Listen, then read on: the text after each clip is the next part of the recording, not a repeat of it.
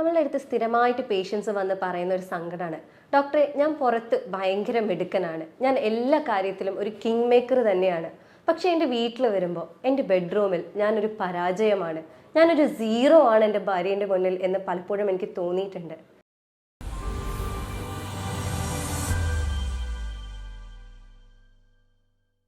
സ്ത്രീകസ്ഖലനം എന്ന് പറയുന്നത് എൻ്റെ ലൈഫിൽ ഒരു വലിയ വില്ലനായി മാറിക്കൊണ്ടിരിക്കുകയാണ്. എൻ്റെയും എൻ്റെ വൈഫിൻ്റെ ഇടയിലുള്ള ബന്ധം ഭയങ്കര കയ്പേറിയതായിക്കൊണ്ടിരിക്കുകയാണ്. ഞങ്ങൾ തമ്മിൽ ഡിവോഴ്സ് ആയി പോകുമോ എന്ന പേടിയിലാണ് ഞാനിപ്പോൾ ജീവിക്കുന്നത് എന്ന്. സ്ത്രീകസ്ഖലനം എന്താണ് ശരിക്ക് പ്രീമച്വർ ഇജാക്കുലേഷൻ അല്ലെങ്കിൽ സ്ത്രീകസ്ഖലനം എന്ന് പറയുന്നത്? നമ്മുടെ നാട്ടിൽ 3-ൽ ഒരാളെങ്കിലും ഒരിക്കലെങ്കിലും സ്ത്രീകസ്ഖലനം അനുഭവിച്ചിട്ടുണ്ട് എന്നാണ് പഠനങ്ങൾ പറയുന്നത്. യഥാർത്ഥത്തിൽ എന്താണ് സ്ത്രീകസ്ഖലനം എന്ന് പറയുന്നത്? ഒരു വ്യക്തി അവർ ആഗ്രഹിക്കുന്നതിന് മുന്നേ അല്ലെങ്കിൽ അവർക്ക് തൃപ്തിപ്പെടുന്നതിന് മുന്നേ സ്ഖലനം സംഭവിക്കുക, അല്ലെങ്കിൽ മറ്റൊരു വാക്കിൽ പറയുകയാണെങ്കിൽ 1 മിനിറ്റിന് അല്ലെങ്കിൽ അതിന് താഴെ സമയത്തിനുള്ളിൽ അവർക്ക് സ്ഖലനം സംഭവിക്കുക എന്നുള്ളൊരവസ്ഥയാണ് സ്ത്രീകസ്ഖലനം എന്ന് പറയുന്നത്. ഇത് 2 തരത്തിലുണ്ട്. ചില ആളുകൾക്ക് ആദ്യം മുതലേ സ്ത്രീകസ്ഖലനം ഉണ്ടാവാറുണ്ട്, അവർക്ക് തൃപ്തി ആവാറേ ഇല്ല. ചില ആളുകൾക്ക് ആദ്യമൊന്നും കുഴപ്പമുണ്ടായിരുന്നില്ല, ഇപ്പം കൂടെ വന്ന് എനിക്ക് ഇങ്ങനെയാണ് ഡോക്ടറെ ഞാൻ അനുഭവിക്കുന്നത് എന്ന് പറയാറുണ്ട്. ഇതിന് പല കാരണങ്ങളാലായിട്ടാണ് സ്ത്രീകസ്ഖലനം ഉണ്ടാവാറ്. അതിന് ഒരുപാട് കാരണങ്ങൾ ഉണ്ടെങ്കിൽ പോലും അതിൽ മെയിൻ ആയിട്ടുള്ള കാരണം എന്ന് പറയുന്നത് സൈക്കോളജിക്കൽ എഫക്റ്റ് തന്നെയാണ്.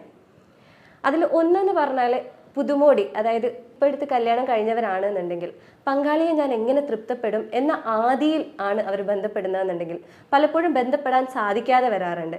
ചിലർക്ക് ആ ഒരു ആദി കാരണം പെട്ടെന്ന് സ്ഖലനം പോവാറുണ്ട്.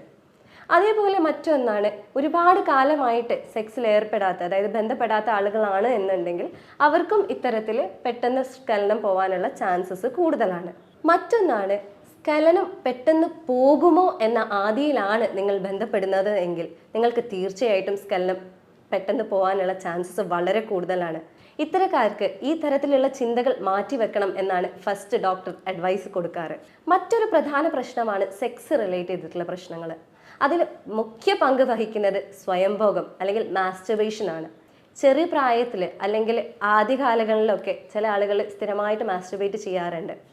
ഇപ്പോൾ എൻ്റെ അടുത്ത് വന്ന ഒരുപാട് പേഷ്യൻസ്, എനിക്ക് തോന്നുന്നു 25 മുതൽ 30 വരെ വയസ്സിൻ്റെ ഇടയിലുള്ള ആളുകൾ പോലും പറയാറുണ്ട്, ഡോക്ടർ എനിക്ക് സ്ത്രീകസ്ഖലനാണ്, ഞാൻ എന്താ ചെയ്യേണ്ടതെന്ന് എനിക്കറിയില്ല, ഞാൻ കല്യാണം കഴിച്ചിട്ടില്ല, ഇനി കല്യാണം കഴിച്ചു കഴിഞ്ഞാൽ ഇതേ അവസ്ഥയാവുമോ എന്ന ഭയപ്പാടോട് കൂടിയാണ് ഞാൻ നിങ്ങളെ വിളിക്കുന്നത് എന്ന്.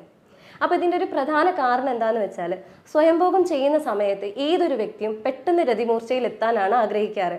അതിനനുസരിച്ചാണ് അവരവരുടെ ബോഡിനെയും ബ്രെയിനിനെയും എല്ലാം ട്യൂൺ ചെയ്ത് വെക്കുന്നത്. ഈ ട്യൂണിങ് സ്വാഭാവികമായിട്ടും അവരവരുടെ പങ്കാളിയുമായിട്ട് ബന്ധപ്പെടുന്ന സമയത്ത് അതേപോലെ അവിടെ അപ്ലൈ ആക്കപ്പെടുകയാണ്. അതുകൊണ്ട് തന്നെ പെട്ടെന്ന് സ്ഖലനം പോകാനുള്ള ചാൻസസ് കൂടുതലാണ്.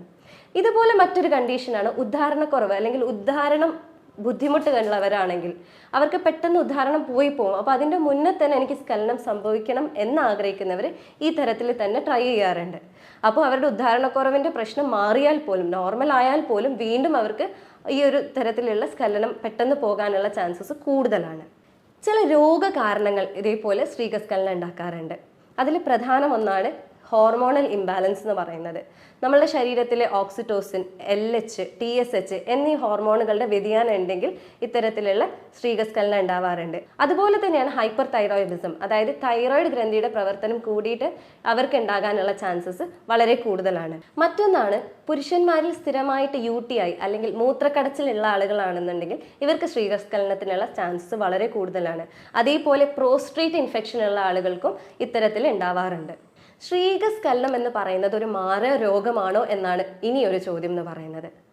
ഇത് മരുന്ന് കൊണ്ട് മാത്രമേ മാറുകയുള്ളൂ, അല്ലെങ്കിൽ ഇത് മാറുകയില്ലേ എന്ന സംശയമാണ് സ്ഥിരമായിട്ട് ആളുകൾക്ക് ഉണ്ടാവാറ്. സ്ത്രീകസ്ഖലനം എന്നുള്ളത് ഒരു പരിധി വരെ നമ്മൾക്ക് മരുന്നില്ലാതെ തന്നെ മാറ്റിയെടുക്കാവുന്നതാണ്. ഇതിന് വേണ്ടത് ഈ 6 കാര്യങ്ങൾ നിങ്ങൾ ശ്രദ്ധിക്കുക എന്നുള്ളതാണ്.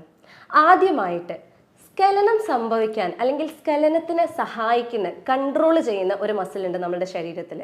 അതിനെയാണ് പ്യൂബോകോക്സിജീനസ് മസിൽ എന്ന് പറയുന്നത്, അല്ലെങ്കിൽ നമുക്ക് PC മസിൽ എന്ന് പറഞ്ഞ് ഓമന പേരിട്ട് വിളിക്കാം. ഈ മസിലിനെ നമ്മൾ സ്ട്രെങ്തൻ ചെയ്യുകയാണെങ്കിൽ, അല്ലെങ്കിൽ അതിൻ്റെ ബലം കൂട്ടുകയാണെങ്കിൽ നമ്മൾക്ക് ഒരു പരിധി വരെ നമ്മളുടെ സ്ഖലനം കൺട്രോൾ ചെയ്യാൻ ഇത് സഹായിക്കും. അപ്പോൾ എങ്ങനെയാണ് ഇതിനെ കണ്ടെത്തുക, അല്ലെങ്കിൽ എങ്ങനെയാണ് ഈ മസിലിനെ തിരിച്ചറിയുക എന്ന് വെച്ചാൽ, നിങ്ങൾ മൂത്രം ഒഴിക്കുന്ന സമയത്ത് ഒന്ന് മൂത്രത്തെ കൺട്രോൾ ചെയ്യാൻ ശ്രമിക്കുക. നിങ്ങൾ ഈ മൂത്രത്തെ കൺട്രോൾ ചെയ്യുമ്പോൾ അവിടെ ഒരു പേശിയെ സങ്കോചിപ്പിക്കുന്നതായിട്ട് നിങ്ങൾക്ക് തോന്നും. അപ്പോൾ ഈ മസിലിനെ നിങ്ങൾ ശ്രദ്ധിക്കുക. എന്നിട്ട് നിങ്ങൾ മലന്ന് ഒരു സ്ഥലം കിടക്കുക. മലന്ന് കിടന്നതിന് ശേഷം ഈ മസിലിനെ ഒരു 3 സെക്കൻഡ് വരെ സങ്കോചിപ്പിക്കുക, പിന്നെ റിലീസ് ചെയ്യുക. 3 സെക്കൻഡ് വരെ വീണ്ടും സങ്കോചിപ്പിക്കുക, വീണ്ടും റിലീസ് ചെയ്യുക. ഇത്തരത്തിലൊരു 10 തവണ നിങ്ങൾ റിപ്പീറ്റ് ചെയ്ത് ദിവസവും ചെയ്യുക. 3 തവണയെങ്കിലും നിങ്ങൾ 10 തവണ റിപ്പീറ്റ് ചെയ്ത് ചെയ്യുന്നുണ്ട് എന്നുള്ളത് ഉറപ്പ് വരുത്തുക. ഇങ്ങനെ ഒരു ലെവൽ കഴിഞ്ഞ് ഒരു കുറച്ച് ദിവസം കഴിഞ്ഞിട്ട് ഇതൊരു 5 സെക്കൻഡിലേക്ക് മാറ്റുക, പിന്നെ ഒരു 10 സെക്കൻഡിലേക്ക് മാറ്റുക. ഒരു 20 സെക്കൻഡ് വരെ നിങ്ങൾ ഇതുപോലെ സങ്കോചിപ്പിച്ച് റിലീസ് ചെയ്യുന്നുണ്ട് എന്നുള്ളത് നിങ്ങൾ ഉറപ്പ് വരുത്തുക. ഇത് ഒറ്റയടിക്ക് ചെയ്യരുത്. സ്വാഭാവികമായിട്ട് അത് ഭയങ്കര പെയിൻഫുള്ളോ ബുദ്ധിമുട്ടോ ആവാനുള്ള സാധ്യതകൾ കൂടുതലാണ്. സാവകാശം ഈ ലെവലുകൾ നിങ്ങൾ കടന്നു പോകുന്നുണ്ട് എന്നുള്ളത് ഉറപ്പ് വരുത്തുക. ഇത്തരത്തിൽ നിങ്ങൾ സ്ഥിരമായിട്ട് ചെയ്യുകയാണെങ്കിൽ നിങ്ങൾക്ക് നിങ്ങളുടെ ഈ ഒരു മസിലിനെ നല്ല രീതിയിൽ സ്ട്രെങ്തൻ ചെയ്യാനും ഒരു പരിധി വരെ നിങ്ങൾക്ക് നിങ്ങളുടെ സ്കലനത്തെ കൺട്രോൾ ചെയ്യാനും ഇത് സഹായിക്കും. ഇനി രണ്ടാമതായിട്ട് നിങ്ങൾ ശ്രദ്ധിക്കേണ്ട എന്താണെന്ന് വെച്ചാൽ, നിങ്ങളുടെ ശരീരത്തിൽ സ്കലനം ചെയ്യുന്ന സമയത്ത് പ്രത്യേകിച്ച് നിങ്ങളുടെ വയറിൻ്റെ പേശികൾ, അതേപോലെ നിങ്ങളുടെ അരയ്ക്ക് താഴെയുള്ള ബാക്കിലെ മസിൽ, കാലിൻ്റെ തൊടയുടെ മസിൽ, കാലിൻ്റെ മസിലെല്ലാം പെട്ടെന്ന് സങ്കോചിക്കപ്പെടാറുണ്ട്. ആ സങ്കോചിക്കപ്പെട്ടാൽ മാത്രമാണ് നിങ്ങൾക്ക് സ്കലനം സംഭവിക്കുന്നത്. അപ്പം ഈ ഒരു ഭാഗത്തിനെ അല്ലെങ്കിൽ ഈ ഒരു പേശികളെ നിങ്ങൾ റിലാക്സ് ചെയ്യാൻ പഠിക്കുക എന്നുള്ളതാണ്. അത് നിങ്ങൾ സെക്സിൻ്റെ സമയം എന്ന് മാത്രമല്ല, അല്ലാത്ത സമയമാണ് നിങ്ങൾ ഇതിനെ എക്സസൈസ് ചെയ്ത് ഒന്നെങ്കിൽ ഇതിനെ മസാജ് ചെയ്ത് ഈ ഭാഗത്തുള്ള മസിൽസിനെ എല്ലാം മസാജ് ചെയ്ത് റിലാക്സ് ചെയ്യാൻ ശ്രമിക്കുക. അല്ലെങ്കിൽ ഫോം റോളർ എന്ന് പറയുന്ന ഒരു സാധനം കിട്ടും. അതായത് ഒരു റോളറാണത്. അതിൻ്റെ മേലെ ഒന്നെങ്കിൽ കിടന്നിട്ട് അല്ലെങ്കിൽ കാലിൻ്റെ അടിയിലെല്ലാം റോൾ ചെയ്തുകൊണ്ട് നിങ്ങൾ ആ മസിൽസിനെല്ലാം ആ ഒരു മസാജിങ് എഫക്റ്റ് കൊടുക്കുക എന്നുള്ളതും അതിനെ റിലാക്സ് ചെയ്യാൻ പഠിക്കുക എന്നുള്ളതും വളരെ ഇമ്പോർട്ടൻ്റ് ആണ്. മൂന്നാമതായിട്ട് നിങ്ങൾ ശ്രദ്ധിക്കേണ്ടത് നിങ്ങൾ ശ്വാസം എടുക്കുന്ന രീതിയാണ്. നിങ്ങൾ ഒരു സെക്സിൽ അല്ലെങ്കിൽ ഒരു ബന്ധപ്പെടുന്ന സമയത്ത് നിങ്ങളുടെ ശ്വാസത്തിൻ്റെ നിരക്ക് വളരെയേറെ കൂടും. അതിന് ഡെപ്ത് വളരെ കുറവായിരിക്കും. നിങ്ങളുടെ ചെസ്റ്റ് മാത്രം ഉപയോഗിച്ചായിരിക്കും നിങ്ങൾ ആ സമയത്ത് ശ്വാസം വലിക്കുന്നത്. ഒരു നോർമൽ ആയിട്ടുള്ള ഒരു പുരുഷൻ എന്ന് പറയുന്നത് അവരുടെ വയറ് യൂസ് ചെയ്തിട്ടാണ് അവർ ശ്വാസം വലിക്കുന്നത്. അതായത് ശ്വാസം ഉള്ളിലേക്ക് വലിക്കുമ്പോൾ അവരുടെ വയറ് വികസിക്കുകയും പുറത്തേക്ക് വിടുമ്പോൾ വയറ് ഉള്ളിലേക്ക് ചുരുങ്ങുകയുമാണ് ചെയ്യാറ്. അപ്പം ഇത്തരത്തിൽ നിങ്ങൾ നോർമലായിട്ട് ഇരിക്കുന്ന സമയത്ത് ഈ ബ്രീതിങ് പാറ്റേൺ നിങ്ങൾ സ്ഥിരമായിട്ട് പ്രാക്ടീസ് ചെയ്തുകൊണ്ടേയിരിക്കുക. ഇത് നിങ്ങൾ ചെയ്യുന്നുണ്ട് എന്നുള്ളത് പ്രാക്ടീസ് ചെയ്തുകൊണ്ടേയിരിക്കുക. അതുപോലെ തന്നെ നിങ്ങൾ സെക്സിൻ്റെ സമയത്ത് അല്ലെങ്കിൽ ബന്ധപ്പെടുന്ന സമയത്ത് രതിമൂർച്ച എത്താനാവുന്നുണ്ട് തോന്നുന്ന സമയത്ത് നിങ്ങളുടെ ബ്രീതിങ് പാറ്റേണിനെ നിങ്ങൾ കൺട്രോൾ ചെയ്യാൻ ശ്രമിക്കുകയാണെങ്കിൽ ഒരു പരിധി വരെ നിങ്ങൾക്ക് നിങ്ങളുടെ സ്കലനത്തിന് അവിടെ കൺട്രോൾ ചെയ്യാൻ സാധിക്കും. ഇനി നാലാമതായിട്ട് ശ്രദ്ധിക്കേണ്ടത് നിങ്ങളുടെ മൈൻഡ് സ്റ്റേറ്റ് ആണ്. നിങ്ങൾ സെക്സ് ചെയ്യുന്ന സമയത്ത് അല്ലെങ്കിൽ നിങ്ങൾ ബന്ധപ്പെടുന്ന സമയത്ത് നിങ്ങൾ നിങ്ങളിലേക്ക് തന്നെ ഫോക്കസ് ചെയ്യുന്നത് കുറയ്ക്കുക. പകരം നിങ്ങൾ ഒന്നെങ്കിൽ നിങ്ങളുടെ പങ്കാളിയെ ഫോക്കസ് ചെയ്യുക, അല്ലെങ്കിൽ നിങ്ങൾ നോൺ സെക്ഷൽ ആയിട്ടുള്ള കാര്യങ്ങൾ, അതായത് ഇന്ന് രാവിലെ എന്താണ് കഴിച്ചത്, ഇനി നാളെ എങ്ങോട്ടേക്കാണ് പോകുന്നത്, എങ്ങനെ എന്തും ആവാം.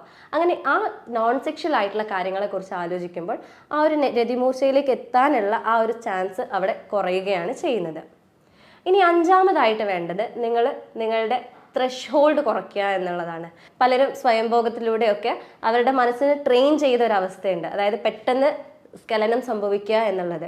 അത് റീട്രെയിൻ ചെയ്യുക അല്ലെങ്കിൽ നിങ്ങളെ തന്നെ ട്രെയിൻ ചെയ്തെടുക്കുക. ഇതിന് 2 ഓപ്ഷൻസ് ഉണ്ട്. അതായത് ഒന്ന് സ്ക്വീസ് മെത്തേഡാണ്, ഒന്ന് സ്റ്റാർട്ട് ആൻഡ് സ്റ്റോപ്പ് മെത്തേഡാണ്. സ്ക്വീസ് മെത്തേഡ് എന്ന് പറയുന്നത് നിങ്ങൾ ബന്ധപ്പെടുന്ന സമയത്ത് രതിമൂർച്ച എത്തുന്നുണ്ടെന്ന് തോന്നുന്ന നിമിഷം നിങ്ങൾ പുറത്തേക്ക് വലിച്ച് അതിൻ്റെ അഗ്രഭാഗത്ത് ഒന്ന് സ്ക്വീസ് ചെയ്യുക കൈകൊണ്ട്. അങ്ങനെ സ്ക്വീസ് ചെയ്യുന്ന സമയത്ത് നിങ്ങൾക്ക് ആ രതിമൂർച്ചയിലേക്ക് എത്താനുള്ള നിങ്ങളുടെ മൈൻഡ് ടെൻഡൻസി അവിടെ കുറഞ്ഞു കിട്ടും. രണ്ടാമത് പറഞ്ഞ സ്റ്റാർട്ട് ആൻഡ് സ്റ്റോപ്പ് മെത്തേഡ് എന്ന് പറയുന്നത് നിങ്ങൾ സെക്സ് ചെയ്യുക, അതായത് ബന്ധപ്പെടാൻ തുടങ്ങി രതിമൂർച്ചയിലേക്ക് എത്തുന്നുണ്ടെന്ന് തോന്നുന്നതിൻ്റെ തൊട്ട് മുന്നേ പുറത്തേക്ക് വലിച്ച് ഒരു 30 സെക്കൻഡെങ്കിലും നിങ്ങൾ നിർത്തുക.